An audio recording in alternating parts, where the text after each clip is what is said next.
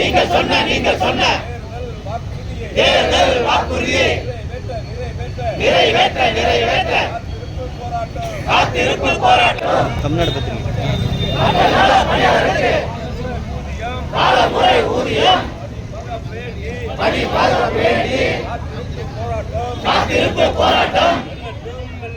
வெல்லட்டும் வெல்லட்டும். என்னாச்சு என்னாச்சு தமிழக முதல்வரே தேர்தல் வாக்குறுதி என்னாச்சு?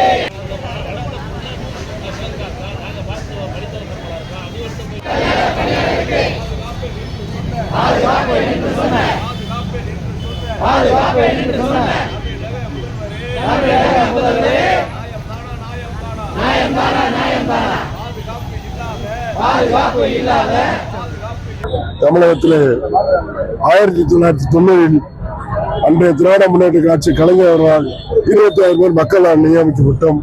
அதன் பிறகு அதிமுக ஆட்சியில் 3 முறை பணி நீக்கத்தையும் திமுக ஆட்சி 3 முறை பணி நியமனத்தை பெற்று தற்போது 17,000 குடும்பங்களாக குறைந்திருக்கிறது.